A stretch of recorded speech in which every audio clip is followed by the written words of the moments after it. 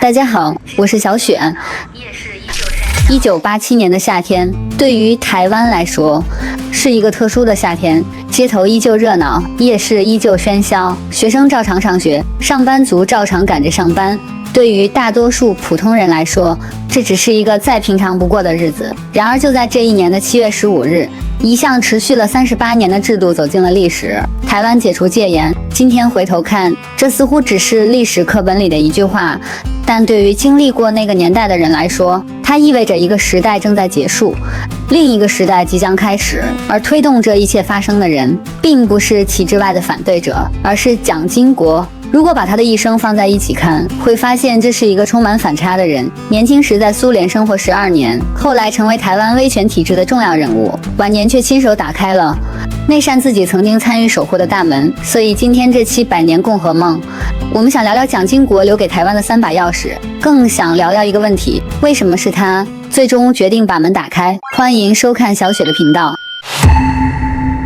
本肯定而明白，中华民国建设民主阵容、坚持反攻立场是绝对不会改变的。如果只看这些历史镜头，我曾经以为蒋经国一直都是一个改革者，但后来查资料的时候，我才发现事情并没有那么简单。在很长一段时间里，他其实是旧时代的重要参与者。也正因为如此，他后来的改变才显得格外耐人寻味。很多时候，真正推动历史转弯的，不一定是站在门外的人，有时候恰恰是那个最了解这扇门的人。下面我们聊聊蒋经国留给台湾的3把钥匙。第一把钥匙就是吃饱饭。对于普通人来说，历史往往不是从政治开始的，而是从生活开始的。如果把镜头拉回上世纪60、70年代的台湾，你会发现，当时许多家庭最大的愿望其实很简单：孩子能继续念书，家里能稳定吃饭，明年的日子能比今年好一点。蒋经国上台后，一个很重要的目标就是发展经济，后来被称为10大建设的大型基础设施计划陆续展开，高速公路、港口、铁路、电力系统不断建设。今天看来习以为常的基础设施，在当时却代表着一个社会对于未来的投资。随着工业化发展，越来越多年轻人进入工厂和企业工作，许多家庭第一次拥有电视机、冰箱和洗衣机，孩子接受高等教育的机会也越来越多。历史学家后来把这一时期称为台湾经济奇迹。但对于普通人来说，他们感受到的并不是什么奇迹，而是父亲工资变多了一些，母亲不用再那么辛苦，孩子有机会读书，一家人开始认真规划未来。历史上的经济增长最终都会变成具体的人生，因为数字不会感到幸福，而人会。而这或许就是蒋经国留给台湾的第一把钥匙，让更多普通人拥有改变命运的机会。第2把钥匙是打开窗。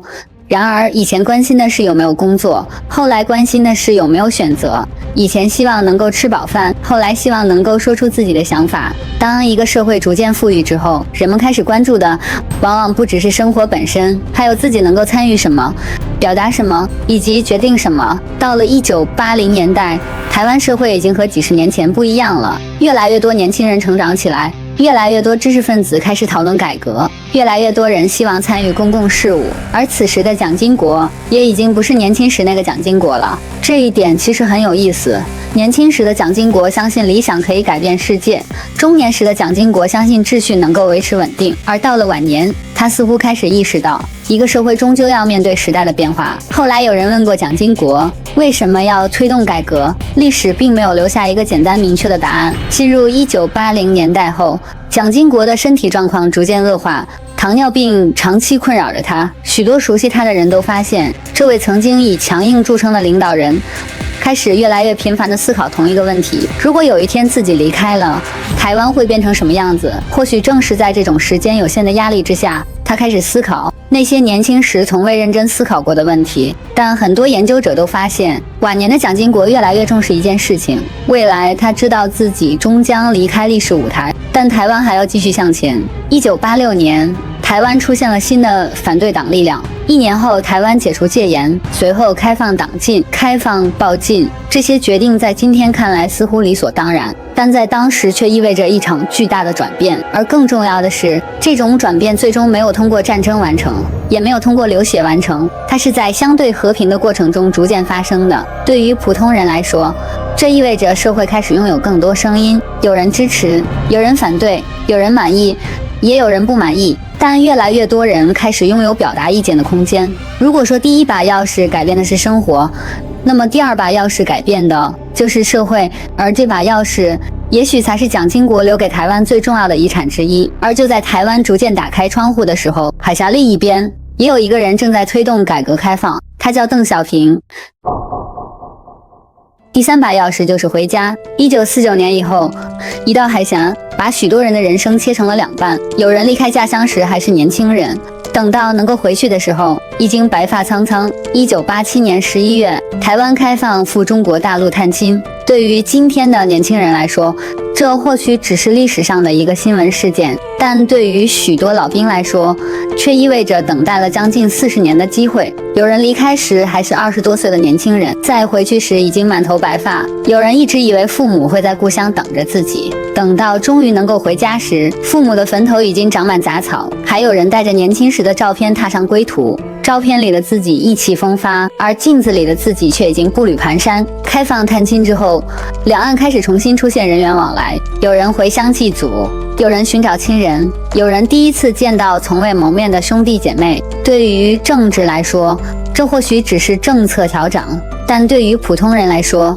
这是一场迟到了几十年的团圆。而在这把钥匙背后，我们也看见了另一个人，邓小平。1980年代，中国大陆改革开放逐渐展开，两岸虽然仍然存在巨大分歧，但战争并没有成为那个时代的主旋律。至少在那个历史节点上，海峡两岸的领导人都做出了一个共同的选择，把更多机会留给交流，而不是冲突。历史当然不会因为一次开放就解决所有问题，但门打开之后，许多原本不可能发生的事情开始有了可能。回到最初的问题，为什么是蒋经国？为什么偏偏是一个曾经参与建立这套体制的人，最终决定改变它？也许答案并没有那么复杂。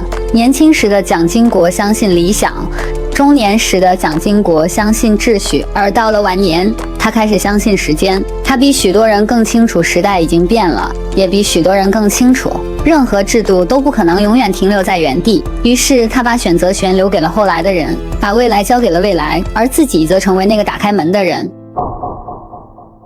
回到影片开头那个问题，为什么是蒋经国打开了那扇门？或许每个人都会有不同答案。有人认为这是时代的选择，有人认为这是现实的需要，也有人认为这是一个老人在人生最后阶段做出的决定。但无论答案是什么，那扇门最终还是被打开了，而门的另一边不是抽象的历史，而是无数普通人的人生。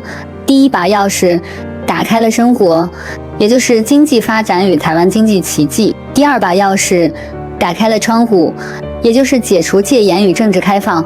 第三把钥匙打开了海峡，也就是开放探亲与两岸交流。政治终究属于政治，但历史最后留下来的始终是每个普通人的命运，因为伟大人物终将成为历史的一部分，而普通人还要继续生活。欢迎在留言区告诉我你的看法。下一期百年共和梦6，曾经相似的两岸为何走向不同的路？当海峡重新打开之后，两岸为什么没有越走越近，反而开始走向不同的方向？敬请期待。我是小雪，我们下期见喽。蒋先生，您后悔把门打开吗？门开了，路就不是我能决定的了。